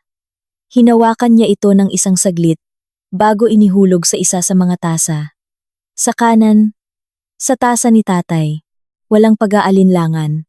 Natunaw ang 2 tableta sa madilim na kape. Isinara niya ang bote, ibinalik sa bulsa, at uminom sa sarili niyang tasa. Tahimik at kalkulado. Zolpidem, malalaman ko kalaunan. Malakas na sleeping pill na kailangan ng reseta. 2 tableta ang magpapatumba sa isang 64 anyos na matanda sa loob ng wala pang 20 minuto. Sapat na oras para idiin ang daliri niya sa inkpad papunta sa deed of donation. O puwersahing pumirma habang tulog si tatay. Nagigising na walang maalala. Mula sa puwang, alam kong sinusubukan ng asawa ko na lasunin ng tatay ko. Ang krimen ay lumala na. Mula panloloko, tungo sa pisikal na pananakit. Narinig ko ang tsinelas ni tatay na bumalik galing sala. 4 na hakbang. 3. Hindi ako makasigaw. Hindi ako makagalaw. Kung lalabas ako, masisira ang plano. Masisira ang ebidensya na pinaghirapan nila. 2 hakbang. Kinagat ko ang sarili kong kamay. Mahigpit, hanggang sa malasahan ko ang sarili kong dugo. 1 hakbang. Pumasok si tatay sa kusina. Kinuha ang tasa niya. 15 sentimetro. 10 sentimetro. Nagsasalita si Dennis tungkol sa value ng property. 5 sentimetro. Kinakagat ko ang kamay ko. Nagdarasal ng tahimik. 3 sentimetro. At saka bumaba ang tingin ni tatay. Hindi sa mukha ko, kundi sa eksaktong anggulo kung saan nakikita ko ang countertop. Isang mabilis na pagtingin. Kung kumurap ako ay hindi ko mapapansin. Nakita niya ako. At alam niyang nakita ko ang ginawa ni Dennis. Sa sandaling iyon ng pag-uusap na walang salita ng ama at anak, ng 2 saksi nagbago ang lahat. Nilampasan ng kamay ni tatay ang tasa sa kanan. Hinawakan niya ang gilid ng countertop. Tiningnan niya si Dennis, taglay ang nalilitong mukha ng matanda na pinapractice niya ng 2 buwan. Sa totoo lang, mabagal niyang sabi, na parang ngayon lang naisip, tubig na lang iinumin ko. Medyo masakit ang tiyan ko ngayon. Baka hindi maganda ang kape. Bumaling siya sa lababo. Naglagay ng tubig sa baso. Uminom. Naiwan ang kape sa lamesa. Hindi nagalaw. May lason. Magiging ebidensya. Walang nagbago sa mukha ni Dennis. Oh, sige po. Sana gumanda pakiramdam nyo. Hindi naman po seryoso yan? Naku, hindi. Sabi ni tatay. Katandaan lang. Hindi na ganun kabilis matunawan. Perpekto. Inilabas ko ang hiningang pinipigilan ko. May kagat na malalim sa likod ng kamay ko. Dugo. Pero walang ingay na lumabas sa akin. Ang segundo ng eye contact na iyon ay ginawa ni tatay dahil alam niya ang klaseng komunikasyon na nagmumula sa 30 taon ng pagiging ama pagbabasa ng hindi sinasabi at pagtitiwala ng buo. Hindi iyon napansin ni Dennis. Naka-phone siya. Relaxed. Wala siyang ideya kung ano ang nangyari. Wala siyang ideya na nasasakal na siya sa sarili niyang bitag at nakarecord iyon sa radyo. 47 segundo ng pagtalikod niya kay tatay kung saan inilagay ang tableta. Nakita ko ang tasa. Ang paboritong tasa ni tatay na may pinggas. Simula pa noong 1994 dahil naihulog ko ito. Zolpidem. Ebidensya ng attempted assault on a senior citizen. Ano na po tungkol sa titulo? Tanong ni Dennis. Iba na ang boses niya. Hindi na gaanong magaan. Nawawala na ang maskara. Nag-iisip pa ako, sabi ni tatay. Mabigat na desisyon yan. Matagal nang nasa pamilya ang bahay na ito. Naiintindihan ko po, sabi ni Dennis. Umupo siya. Pero Mang Tonyo, kailangan po ninyong maintindihan ang oras. May mga komplikasyon. Komplikasyong pinansyal na kailangang ayusin agad-agad. Anong komplikasyon? Tanong ni tatay. At dahil akala ni Dennis ay tatalab na ang pampatulog, akala niya mananalo na siya, sinimulan niyang sabihin ang totoo. Kailangan niyo pong maintindihan. Nanginig ang boses ni Dennis. Kailangan ni Don Ramon Valderrama ng pera niya. At hindi siya tumatanggap ng hindi. Ngayon ko lang narinig ang pangalang iyon. Hindi nagbago ang reaksyon ni tatay. Nagmukha siya ang matanda na nagtataka. Sino? Si Don Ramon Valderrama. Inulit ni Dennis. Yung naglabas ng pera para sa expansion ng dealership. Yung naikwento ko sa inyo. Oh, sabi ni tatay. Oo nga, magkano nga ulit yun? Nanginginig ang mga kamay ni Dennis. Nakita ko mula sa ilalim. Ininom niya ang kanyang kape para kumalma. Nagsimula po sa business loan. Pang-inventory. Pang-expand ng lote. Pero naging komplikado. Sabi niya. Paano naging komplikado? 3 segundo ang lumipas. 5. 7. Hinihintay ni tatay na mabasag si Dennis. Hindi naging maganda ang takbo ng dealership, sabi ni Dennis. Malakas ang kalaban. Akala ko mababawi ko rin. Sumugal ako. Illegal na isabong. Underground basketball betting. Akala ko may sistema ako. Natalo ako. Si Don Ramon. Hindi mo siya pwedeng sabihan ng kailangan ko pa ng oras. Gusto niya ng collateral. Real estate. Kailan nagsimula to? Tanong ni tatay. Mga 3 taon na ang nakararaan. Sagot ni Dennis. 3 taon. Panahon kung kailan nagbibigay ako ng pera kay Aling Carmen.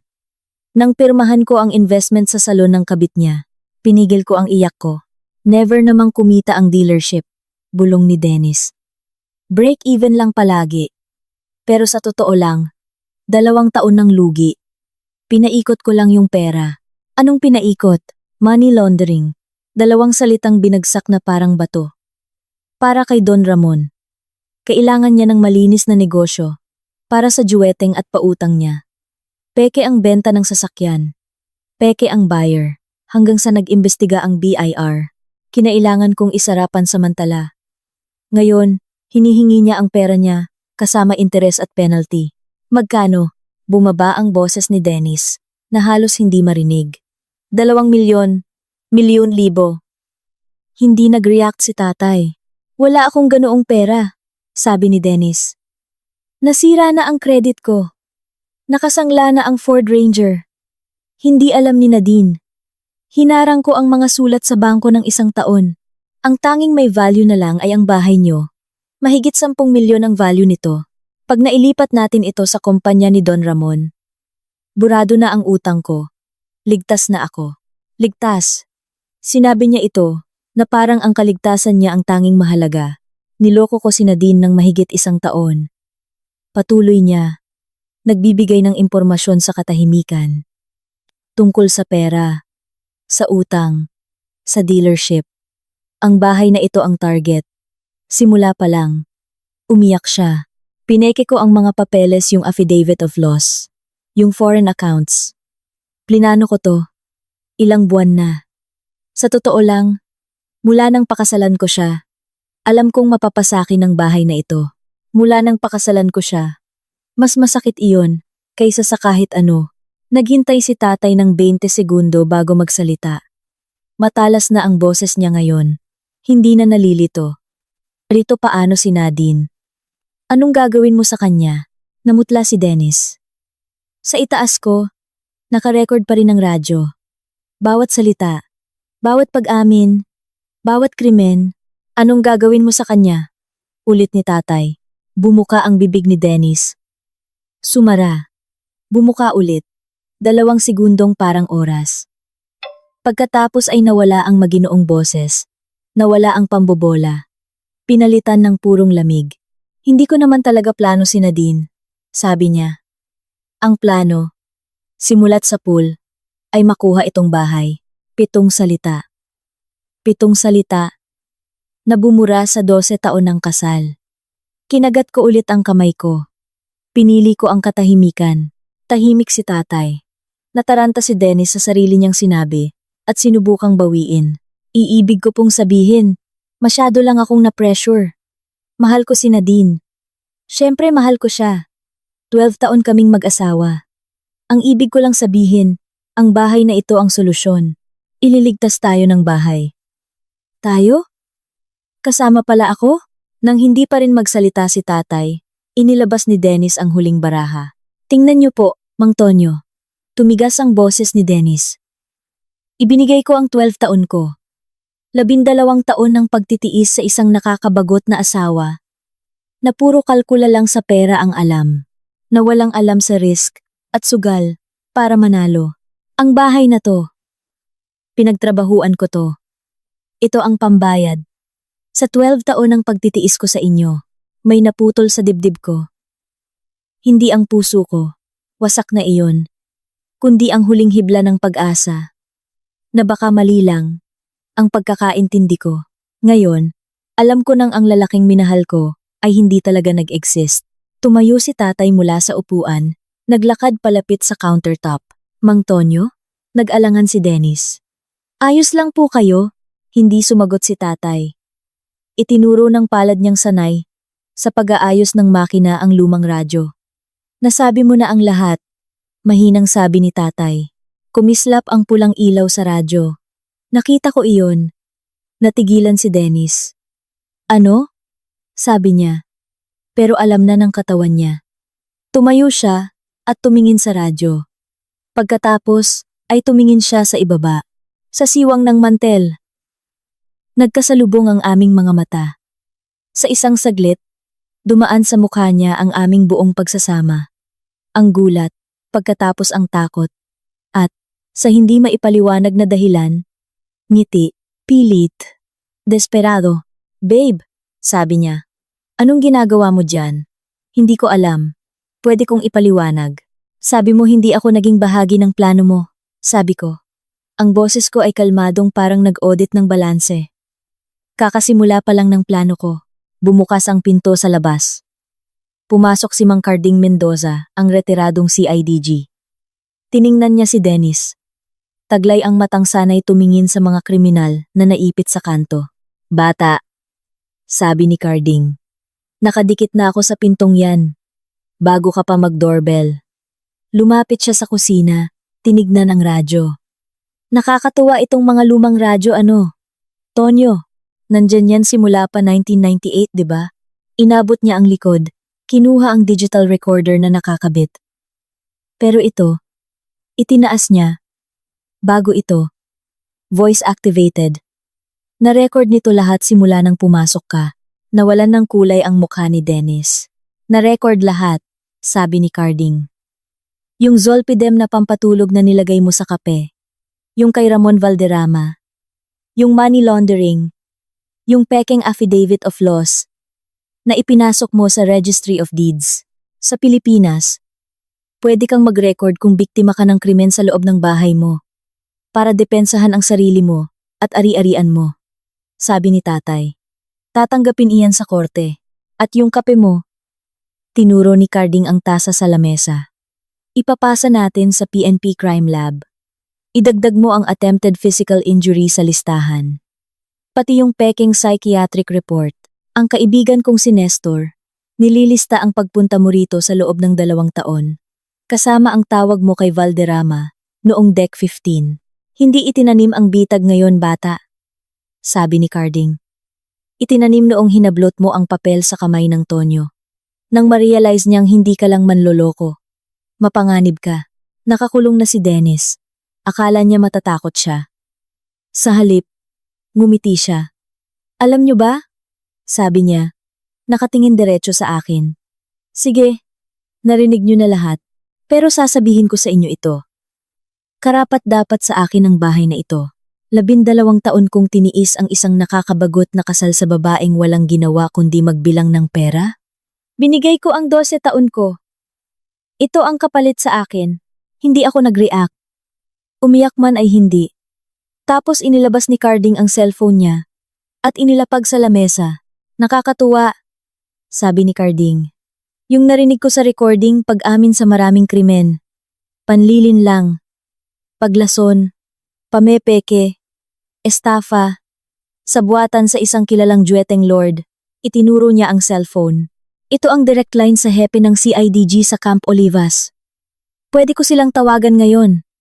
Andito sila in 30 minutes. O pwede kang sumakay sa kotse mo. At sumuko bukas sa Regional Trial Court. Ikaw ang pumili. Sa unang pagkakataon, nakita ko ang totoong takot kay Dennis. Hindi ka ba? Takot ng taong ubos na ang galaw. Tiningnan niya ang cellphone ni Carding, ang radyo, ang kapeng may lason, ako, at si tatay. Ginawa niya ang kanyang pagpili. Kinuha ni Dennis ang jacket niya, pumunta sa pinto, at padabog na binuksan ito. Narinig kong tumakbo siya sa hagdan ng garahe, at nag-start ang Ford Ranger. Umiyak ang mga gulong, at nawala siya, katahimikan. Isinara ni Carding ang pinto. At ikinandado. Hindi na babalik yun ngayon, sabi niya kay tatay. Umuwi na rin si Carding pagkatapos, iniwan kami ni tatay. Pumunta ako sa lababo. Binuksan ko ang gripo ng malamig na tubig at naiyak ako. Tahimik. Ang aking mga balikat ay nanginginig, ngunit walang tunog. 12 taon. 12 taon nang akalang bumubuo ako ng buhay. Pero isa lang pala akong collateral sa panloloko ng iba. Naramdaman ko ang paglapit ni tatay bago ko siya narinig. Ang mainit at matibay na kamay niya sa balikat ko. Nandito lang si tatay. 2 salita lang. At sa anumang paraan, iyon lang ang kailangan ko. Kasi sa loob ng 12 taon, mag-isa lang ako. Pinatay ko ang gripo at pinunasan ang mukha ko. Gaano katagal mo nang alam? Tanong ko. Basag ang boses. Mula pa nang magpakasal kayo? Sabi niya. Baka nga mas maaga pa. Pero hindi ko mapatunayan hanggang sa nagkamali siya sa sobrang kadesperaduhan. 2 buwan yun ang pinaplano ito, sabi ko. Pinagmasdan ko siya ng 2 taon at nagplano ako ng 2 buwan. Umupo siya. Kailangan kong marinig mo mismo mula sa kanya. Kung sinabi ko sa'yo, baka magduda ka pa at bigyan mo siya ng chance. Pero dahil ikaw mismo ang nakarinig, wala nang pagdududa. Ano na ngayon? Tanong ko. Hinawakan ni tatay ang kamay ko. Tumango ako. Umuwi ako sa bahay. Hindi natulog hanggang magliwanag ang kalangitan. 6:00 ng umaga. Nag-ayos ako. Suot pa rin ang parehong jacket kagabi.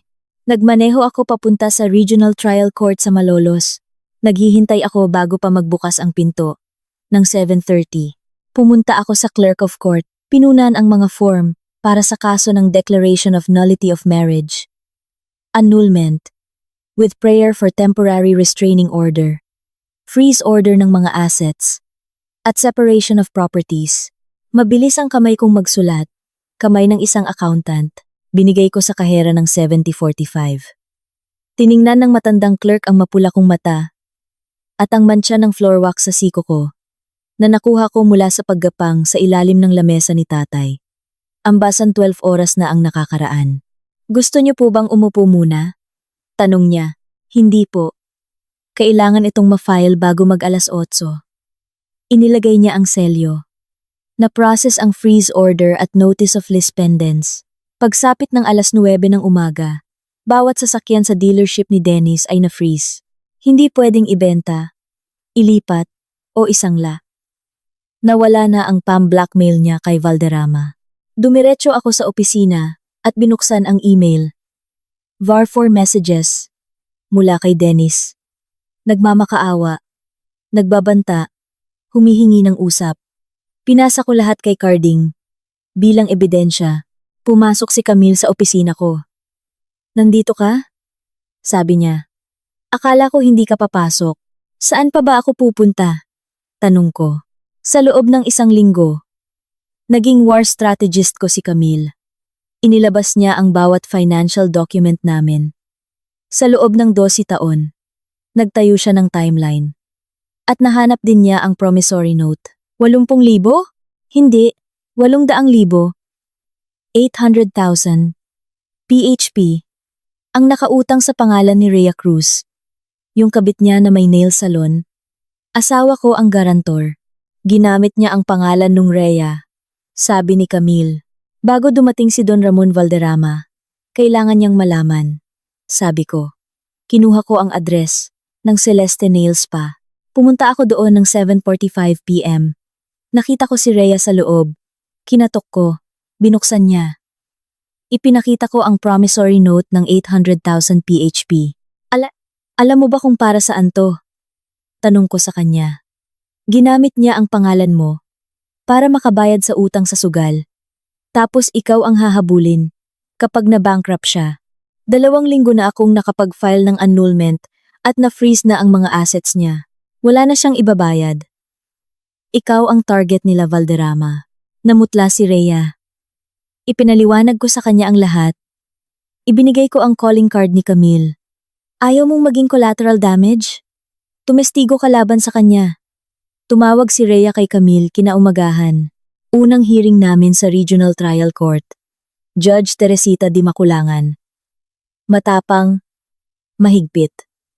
Pumasok ang abogado ni Dennis na si Attorney Singson.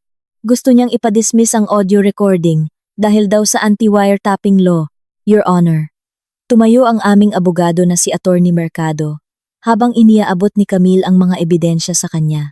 Ang recording ay kinuha ng aking kliyenteng si Antonio Reyes sa loob ng sarili niyang pamamahay habang ginagawan siya ng pangingikil at attempted physical injury. Ito ay ebidensya ng pagprotekta sa buhay at ari-arian. Attorney Singson, sabi ng judge. Ang ibig mo bang sabihin, ang isang 64 anyos na matanda ay hindi pwedeng i-record ang taong nangingikil sa kanya sa loob ng sarili niyang bahay? Ibinasura ang objection. Pinakinggan ang recording. Wala silang lusot. Tumestigo si Rhea Cruz. Ipinakita kung paano siya niloko ni Dennis sa pera at pagkakautang ng 800K. Dahil sa dami ng ebidensya ng panloloko, money laundering, at psychological incapacity dahil sa pagsisinungaling, agad na pinaboran ng korte ang aming petisyon para sa separation of properties. Ang bahay na naipundar ko at kay tatay ay naiwan sa aming pangalan. Frozen ang naiwang dealership at ang lahat ng utang at legal liabilities ni Dennis ay naipataw sa kanya mag-isa. Umalis ako sa korte, umuwi at uminom ng kape kasama si tatay. 6 na buwan ang lumipas. Umuusad pa rin ang kaso namin ng annulment, ganyan talaga kabagal sa Pilipinas. Pero legal nang hiwalay ang mga ari-arian namin. Naging pugante si Dennis. Nagtatago siya ngayon, nagtatrabaho bilang pahinante sa isang liblib na junk shop sa Tarlac. 2 probinsya ang layo. Nagtatago hindi lang sa warrant of arrest ng CIDG para sa attempted physical injury at estafa, kundi pati sa mga hitman ni Don Ramon Valderrama na naghahanap sa kanya. Ni-raid din ang nanay ni Dennis na si Aling Carmen. Hinuli siya sa palengke dahil sa kasong sabuatan at estafa. Matapos mapatunayang tumanggap ng 540K galing sa akin at idinaan sa money laundering. Si Don Ramon Valderrama nahuli sa raid ng CIDG sa Malolos para sa illegal gambling at extortion. Inayos namin ni tatay ang titulo ng bahay niya gamit ang usufruct at trust agreement para masiguro na walang sinuman ang makakakuha nito mula sa kanya habang buhay. Isang hapon, pumunta si Mang Carding sa bagong opisina ko, kasama ang kaibigan niyang si Tomas. Isang karpintero na naloko din ng kanyang manugang at napilitang isangla ang sariling pagawaan. Naikwento ko kay Tomas kung paano protektahan ang sarili niya sa batas. Ibinigay ang number ni Camille at inayos namin ang mga papeles. Binuksan ko ang sarili kong financial and asset protection consultancy firm sa Malolos. At noong araw ng pagbubukas, naroon ang tatay ko, nakaupo sa sofa at umiinom ng kape, hindi nag-iingay. Binabantayan ako gaya ng lagi niyang ginagawa. Habang nagmamaneho ako pauwi ng gabing iyon, tinawagan ko si tatay. Tatay! Sabi ko, bakit mo nga ba pinili na itago ako sa ilalim ng lamesa noong gabing iyon sa halip na pauwiin? Dahil kilala kita, sabi niya. Kung kinikwento ko lang, magdududa ka. Kailangan mong makarinig. Para makasiguro, hindi lang proteksyon ang kailangan mo. Kailangan mo ng ebidensya. Salamat sa lamesa, sabi ko. Ngumiti siya. Matibay ang lamesang iyon. Malaya na ako. Naisip ko ang lahat ng sinubukang nakawin sa akin ni Dennis. Pera ko, nabawi ko. Matapos i-liquidate ng korte ang mga na-freeze na sasakyan sa dealership niya at bawiin ang nail salon bilang pambayad sa akin. Kalayaan ko, mas pinatibay ko. Bahay ni tatay? Ligtas na. Ang tanging nanakaw niya ay ang kanyang sarili mula sa buhay ko. At iyon pala ang pinakamagandang regalong na ibigay niya sa akin. At para sa inyo na nakikinig sa aking kwento, tandaan niyo ito. Minsan, ang mga taong pinakamalapit sa inyo ay ang siyang nagtatago ng pinakamalalalim na sikreto. Kung may napapansin kayong red flags, huwag niyong baliwalain. Ang protektahan ang sarili ay hindi paglimot sa mga mahal nyo. Kung nakaharap kayo sa pagtataksil ng pamilya, hindi nyo kailangang mamili sa pagmamahal at pagprotekta sa sarili. Ang aral dito ay hindi yung masasaktan kayo ng mga tao, kundi mas matibay kayo kaysa sa mga kasinungalingan nila. Dito nagtatapos ang ating kwento. Gusto kong marinig ang mga iniisip ninyo. Naranasan nyo na ba ang pagtataksil ng pamilya o asawa? Ano ang gagawin ninyo sa sitwasyon ni Nadine? Ito ba ay hustisya o paghihiganti? Mag-iwan ng komento sa ibaba kung nakarelate kayo sa kwentong ito. Ibahagi ninyo ito sa taong baka nangangailangan nito. At kung gusto ninyo pa ng mga ganitong kwento, mag-subscribe sa channel. Nagbabahagi ako ng mga bagong kwento kada linggo tungkol sa pagbangon, pagpapatawad, at paghahanap ng sariling landas.